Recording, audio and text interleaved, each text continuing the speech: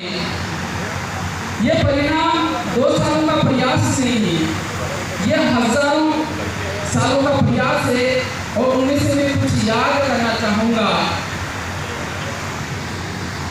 आज जो भारत आदिवासी पार्टी के अस्तित्व में आना और भारत आदिवासी पार्टी के बेड़ा तले एक स्वतंत्र आवाज, लोकतंत्र की आवाज, बांसवाड़ा डूंगरपुर की आवाज दिल्ली में जाना, इसके पीछे इन्होंने संघर्ष किया। तो कुछ अभी जो हम चाहते हैं इस तरह को अक्सर लोग चाहते होंगे, लेकिन आपको ये नहीं भूलना चाहिए कि 1921 के अंदर सिरोही जिले के अंदर भूला वाले या आंदोलन हुआ और उसमें 1200 आदिवासी मारे। मोतीलाल तेजाब के नेतृत्व में हुआ था। और आप मानगढ़ के बारे में आप अच्छे से परिचित हैं। मानगढ़ के अंदर जो विद्रोह हुआ था मध्य प्रदेश को लेकर, उसमें हमारे 1500 से अधिक आदिवासी शहीद हुए। कालीबाई कलासवा, नानाबाई खान, ऐसे कई सारे वीर क्रांतिकारी ने आज की जो हम बैठे हैं इसके लिए संघर्ष किया, उसका परिणाम है उनकी विचारधारा की ताकत। हम ये सोचते हैं कि ये ताकत इनकी है, उनके बेटेरों की ताकत, बहुत सारे शहीदों की ये ताकत है। तो साथियों, मैं मेरी बात को प्रारंभ करने से पहले वीर शहीदों के साथ में मंच पर विराजे हुए सारे बच्चा सिंह नेतृत्व करता आप सबको हार्दिक शुभकामनाएं, बधाई। और आपके समर्थन में आप जो बैठे हो आप सभी को आज के सबको लाख जोहार, बधाई। वैसे अभी तक हमारा जो लक्ष्य है वो लक्ष्य यहाँ तक सीमित हो गया कि हमें सरपंच बनना है, हमें प्रधान बनना है और हमें जिला परिषद बनना है। हम यहाँ तक सीमित होने लगे हैं। ये थोड़ा हमारा जो मेन आइडियोलॉजी है उससे थोड़ा बड़े है। तो साथियों, सबसे पहले हम इस बात के ऊपर जाएंगे कि भारत आदिवासी पार्टी ने क्या अचीवमेंट किया अभी तक, क्या किया भारत आदिवासी पार्टी। लोग ये सवाल करते हैं, तो इसका सीधा जवाब ये है कि लोगों ने इस देश के लोकतंत्र को राजतंत्र बना दिया। 26 जनवरी 1950 को लोकतंत्र लागू हुआ, ये हमको बताया गया है। लेकिन जिन लोगों के पास जिम्मेदारी थी उन लोगों ने लोकतंत्र को राजतंत्र में बदल दिया और हमको कहा गया कि राजाओं का राज चला गया और दूसरे राजा राजाओं का राज चला गया, ऐसा हमको कहते रहे और वो स्वयं राजा बन गए। और फिर इस लोकतंत्र का मजाक बनाते हुए इसको परिवार तंत्र बना दिया। खुद एमएलए मंत्री है, घर वाली है जिला प्रमुख है, बेटा है प्रधान है, हुआ या नहीं हुआ? लोकतंत्र का मतलब जनता का राज, और जनता उस व्यक्ति को चुनेगी जो नेतृत्व करता, जो नेतृत्व के काबिल है, जो लीडरशिप के काबिल है। पर इन लोगों ने जो लोकतंत्र के रखवाले जिन्होंने जो बात करते थे उन लोकतंत्र को परिवार तंत्र तक सीमित कर दिया था। नहीं किया था? उस बांसवाड़ा देख लो, कौन जिला प्रमुख थे, कौन मुख्यमंत्री थे, प्रतापगढ़ देख लीजिए, डूंगरपुर देख लीजिए, उदयपुर देख लीजिए, कहीं भी देख लीजिए, पूरे भील प्रदेश के अंदर, न सिर्फ भील प्रदेश के अंदर, पूरे देश के अंदर उदाहरण को देख लेना। बाप विधायक है तो बेटा विधायक बने, ऐसा हुआ। लेकिन भारत आदिवासी पार्टी ने ये वाला जो तानाशाही वाला बादशाही लोकतंत्र को खत्म करके कृषि वाला लोकतंत्र स्थापित किया। इसमें चौबीस से निकला वाला जो काबिल व्यक्ति है वही विधायक बनेगा, सांसद बनेगा, प्रधान बनेगा और जिला प्रमुख बनेगा। ये तो हम देख ही रहे हैं कि राजा का बेटा राजा बनेगा, एमएलए का बेटा एमएलए बनेगा, सांसद का बेटा सांसद बनेगा। ये तो हम देख ही रहे हैं। दूसरा, इस पार्टियों ने क्या किया? हम ये सोचते हैं फलाना विधायक मेरा है, फलाना सांसद मेरा है, जो हमारा नहीं था, वो आपका हमारा भ्रम था। जैसे हमको कहा गया कि लोकतंत्र के अंदर वोट देने का अधिकार आपको, केवल वोट देने का अधिकार, बेटी का चयन करने का अधिकार आपके पास नहीं। बीजेपी और कांग्रेस पार्टी ने क्या ट्रेन कर रखा था, क्या प्रथा चला रखी थी? इन पार्टी ने ये प्रथा चला रखी थी, जो व्यक्ति इन पार्टी की जो कलमा काटेंगे, चमचागिरी करेंगे, उन्हीं को पीछे जैसा खाया नहीं था।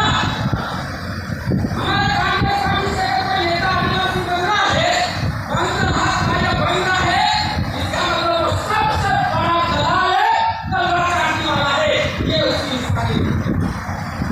और बीजेपी के अंदर उन्हीं को पीछे किया जाता था, जो उन पार्टी की चमचागिरी करते थे। लेकिन भारत आदिवासी पार्टी ये तो ताकत है, जनप्रतिनिधि कैसा होना चाहिए, कौशली सभी परिस्थिति को बदलावी, ये ताकत आम जनता के हाथों में है।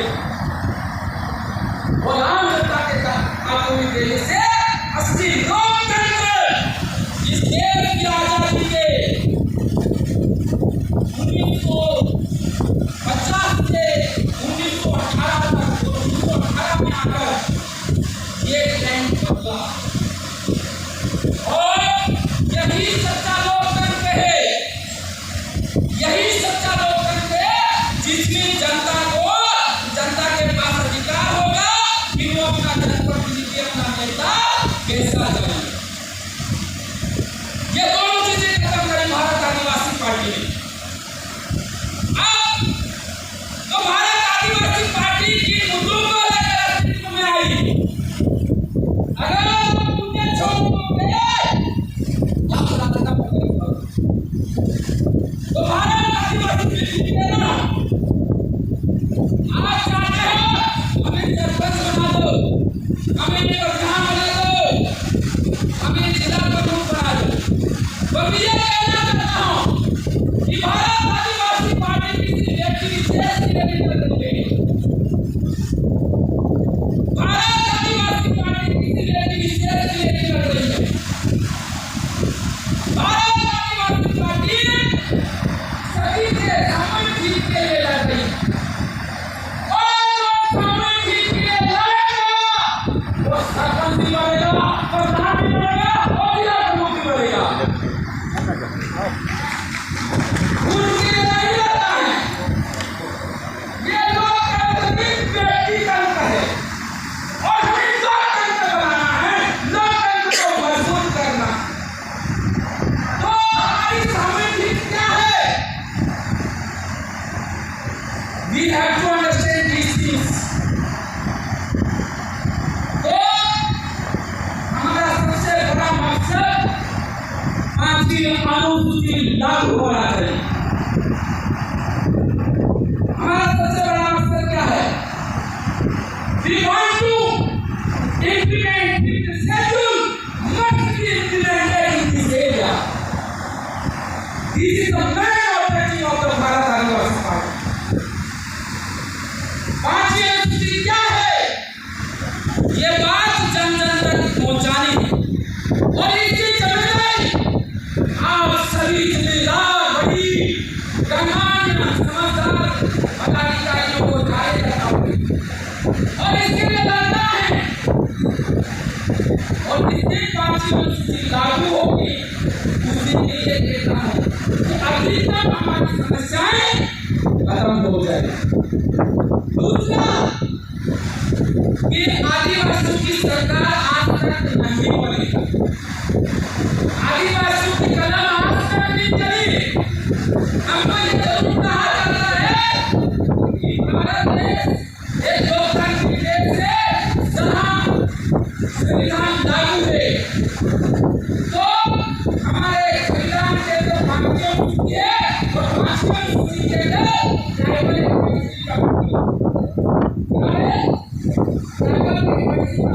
जनजाति सलाहकार समिति यानी कि अनुसूचित क्षेत्र में कौन से कानून लागू होना चाहिए, ये ट्राइबल एडवाइजरी कमेटी तय करेगी। ये संवैधानिक है, कानूनी है, लेकिन ट्राइबल एडवाइजरी कमेटी को आज तक गठित नहीं किया गया और आज तक उसका क्या नहीं बनाया गया। अगर ट्राइबल एडवाइजरी कमेटी का गठन होता है, अगर मुख्यमंत्री बना होगा, ये कानूनी तरीके से जो लोग कहते हैं ना कि हम संविधान के पालन करते हैं, हम लोकतंत्र को मानने वाले हैं, मुख्यमंत्री ये कानूनी तरीके से आदिवासी से हत्या रखिए। अगर आदिवासी मुख्यमंत्री बनता है, राज्य के अंदर एक तो राजस्थान का और ट्राइबल एरिया का मुख्यमंत्री अलग होगा। तो कौन होगा? डीएसपी का मुखिया, डीएसपी का अध्यक्ष, this would be the chief minister of the tribals. इस बात का समझना होगा हमें लड़ना किसके लिए और किसी लिए बात आएगा। बात में सच्चे रूप से लोकतंत्र लागू होगा और उसी हमको इन्हें ले आएंगे, वो पॉलिसी बना पाएंगे, वो जनता चाहेगी वो होगा। अब पॉलिसी क्या होती है? पॉलिसी के अंदर क्या होती है कि मानकर तो सरकारी नौकरी अब उनके सरकारी नौकरी होती है। अगर कैबिनेट प्रस्ताव देता है, देती है कि इन लोगों को नौकरी दिलानी चाहिए, भले वो पढ़ा लिखा है या नहीं है, क्वालिफाइड है या नहीं है, सरकार चाहे उनको नौकरी दे। वो ताकत कानून के अंदर होती है। वो कानून बनाने वाले कौन होते हैं? जिनको हम वोट देते हैं। और वो ताकत हमारे पास है। आप सोचिए, केंद्र में व्यक्ति की सरकार क्या कर रही है? बेवकूफ से आईएएस बना रही है। जैसे आईएएस बनाने के लिए बहुत काम करना है। We have to work hard, we have to study harder, then we can be wise. हमें बहुत पढ़ना पड़ता है, अगर हम लोग क्या करते हैं, आईएएस बनते हैं, सही है, सही है ना? लेकिन केंद्र सरकार ने क्या किया? एक कानून लाई और उस कानून के तहत देवदासी के माध्यम से एक लोगों को भी आईएएस बनाना शुरू किया, तो उसे कानून नहीं। वो हमारे लोगों से पूछा जाता है, एक सेकेंडरी टीचर कभी के लिए पूछा जाता है, सोचिए वो लोग चलता है, लेकिन आप ये कहना बात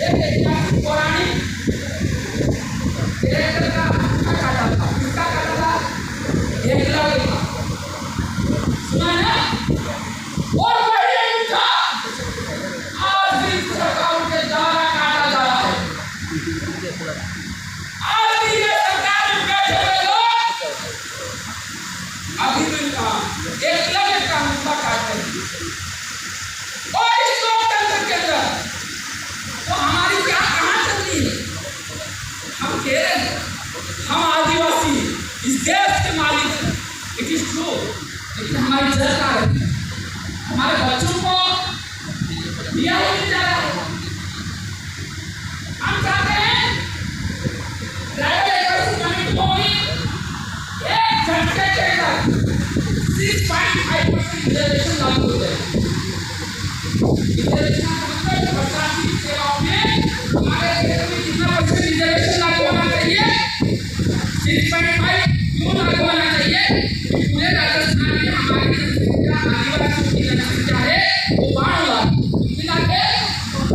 हमारे अनुसूचित क्षेत्र में 5,55,00,000 लोग यहाँ रहते हैं।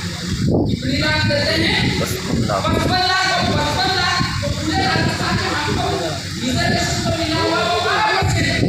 तो 12% का 55 लाख का 6.5% बनता है। कितना परसेंट बनता है? 6.5% बनता है। अगर ये रिजर्वेशन लागू हो जाता है हमारे कई सारे बच्चे प्रशासनिक सेवा में चले जाएंगे, कई सारे बच्चे ठेकेदार हो जाएंगे, कई सारे बच्चे प्रोफेसर बन जाएंगे, कई सारे बीपीएस एमओ बन जाएंगे। ऐसे बहुत सारी पोस्टें इनके समकक्ष के अंदर। लेकिन इस बात को समझना होगा कि अभी तक हमारे भारत में पावर नहीं आया है, लोकतंत्र का पावर नहीं आया। तो भारत आदिवासी पार्टी एक मंच है, ये मंच है आपको लड़ने के लिए। आप आइए, इससे जुड़िए और जनता के लिए लड़िए। मैं कह रहा हूँ आजादी की दूसरी लड़ाई है, वो लड़ाई भारत आदिवासी पार्टी लड़ रही है और इसके लिए आप सबका सहयोग चाहिए।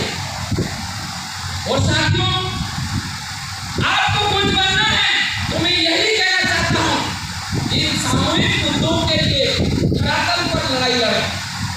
2018 में राजकुमार जी को जयपुर विधानसभा में भेजा गया। उन्होंने जाकर पता, वैसे पहले से पता था, हम लोगों को जानकारी थी कि 2013 के अंदर बीजेपी और कांग्रेस के बीच बगल से यहाँ के बच्चों का, आदिवासी बच्चों का जो आरक्षण था, संवैधानिक आरक्षण, इन लोगों ने देश के आदिवासी को 45% पर सीमित कर दिया और जिसका हक नहीं था, कानूनी अधिकार था, उनको 50% दे दिया।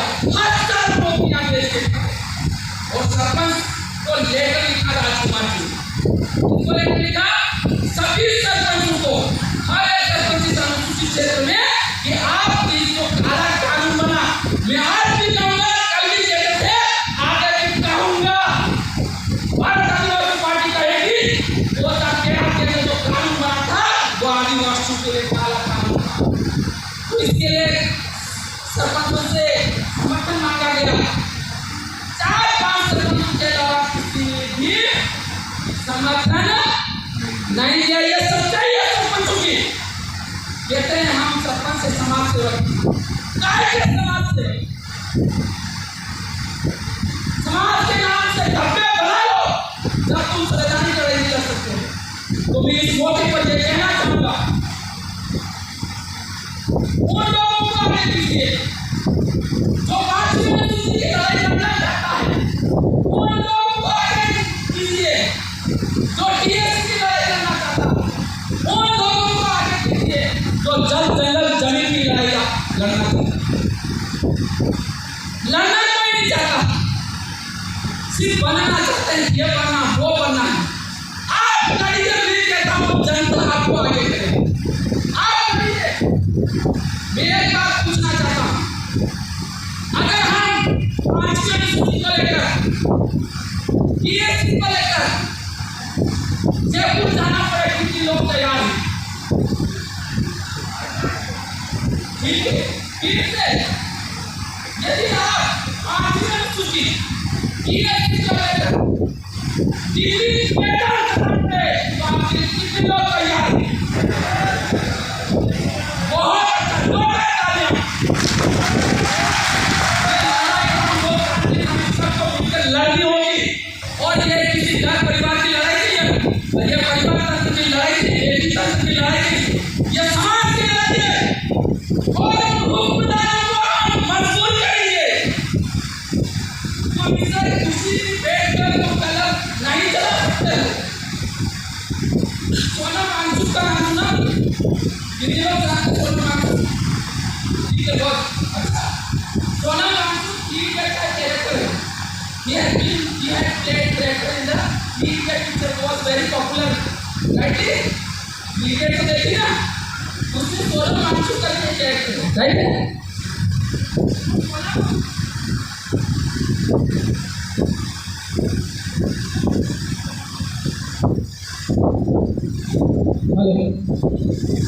तो सोना मानसून ने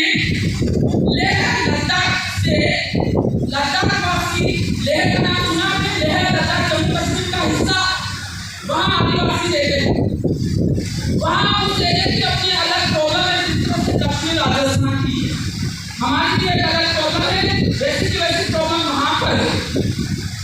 तो वहाँ क्या हुआ कि लोग टूरिज्म बढ़ने लगा, लेकिन लगता है अच्छा ब्यूटीफुल एरिया टूरिस्ट स्पॉट है, तो बाहर के लोग वहाँ जाने लगे, जमीन लेने लगे, बड़े बड़े होटल्स बनाने लगे।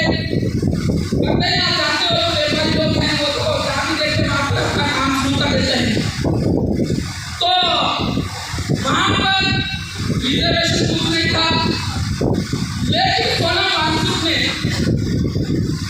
एकदम में अपनी पिछले साल लड़ाई चली, उन्होंने पैदल यात्रा शुरू की वहाँ से लेह से कहाँ पहुँचे, दिल्ली के अंदर 1000 किलोमीटर 200 के साथ गए और चंद्र मंदिर पर बैठे और सरकार को मंजूर हो गया वहाँ 95% आरक्षण देना पड़ा, नहीं देना। लोग कहते हैं 50% से आरक्षण ज़्यादा नहीं हो सकता, किसी को खाते वो लोग खाएंगे, जो जनता खाएगी, जो सुविधा खाएगा वो होगा कि नहीं होगा, इस दिमाग से निकाल देना। कुछ लोग भ्रम फैलाना चाहते हैं कि 50% से ज़्यादा आरक्षण नहीं हो सकता है, अरे सब होगा, हमें लड़ना पड़ेगा।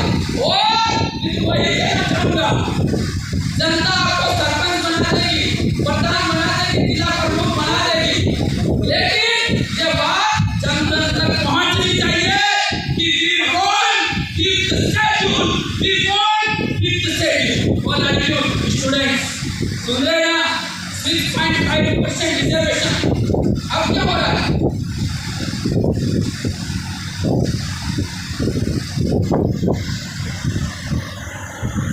थोड़ा मेरा अंदर भी चल रहा है। तो गर्ल्स और जो युवा पढ़ रहे हैं, अभी क्या हो रहा है, बीए बीएड करने के बाद लोगों की जिंदगी लाइब्रेरी में गुजर रही है, बड़ी जमानी कहाँ गुजर रही है, पूरा परिवार बर्बाद हो रहा है, समाज बर्बाद हो रहा है, सब कुछ बर्बाद हो रहा है। होना ये चाहिए कि 21 साल के अंदर नौकरी लग जानी चाहिए। 21 साल के अंदर एक लड़का एक लड़की IAS बन सकता है, बने हुए हैं। 21 साल के अंदर एक लड़का एक लड़की जज बन सकता है, बन सकती है, डॉक्टर बन सकता है, whatever he want to be he can be। 21 साल के अंदर 21 साल के अंदर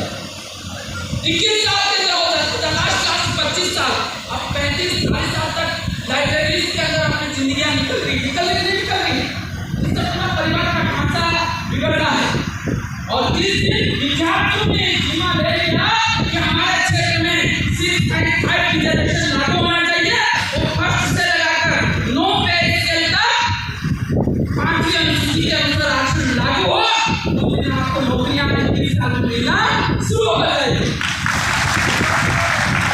सड़कों पर उतरना होगा, सड़कों पर आना होगा, आवाज को बुलंद करना होगा। सिर्फ लाइब्रेरी के अंदर पढ़ने से हमारी सारी मांगें पूरी नहीं होगी, हमें बिरसा मुंडा की तरह लड़ना होगा। बिरसा मुंडा एक को लड़ देखा होगा, दूसरा उनका पैंट था, यानी कि वो पढ़ भी रहे थे और साथ साथ लड़ से लड़ाई भी लड़ रहे थे। तो मैं यही कहना चाहूँगा, तो महिलाओं को भी सरकार महिलाओं को रिजर्वेशन दे रही है, पॉलिटिक्स में महिलाओं को भी आगे आना होगा, महिलाओं को अपने हक अधिकार के लिए आगे आना होगा। भारत आदिवासी पार्टी भी आपको मंच दे, लेकिन एक बात याद रखना, सबको अनुशासन में लेकर ही हम आगे बढ़ सकते हैं। अनुशासन ही सर्वोपरि है। भारत आदिवासी पार्टी अनुशासन को पहली प्राथमिकता देती है।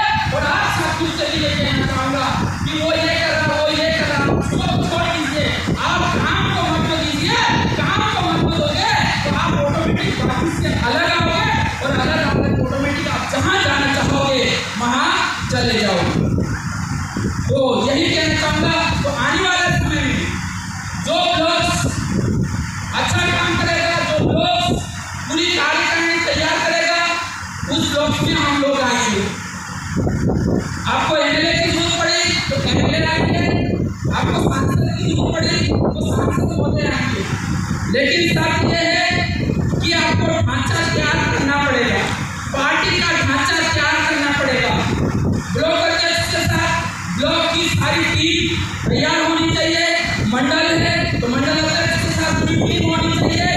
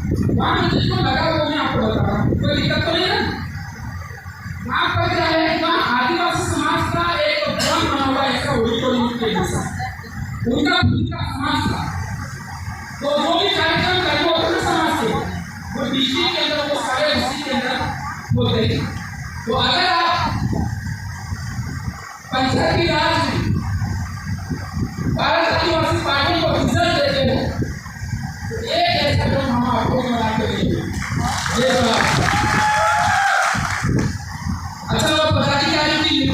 काम कर देंगे जल्द, जो भी साथी बचे हैं तो ब्लॉक लेवल के बाकी और बाकी राज्य स्तर के सब हो गए ना, बाकी है।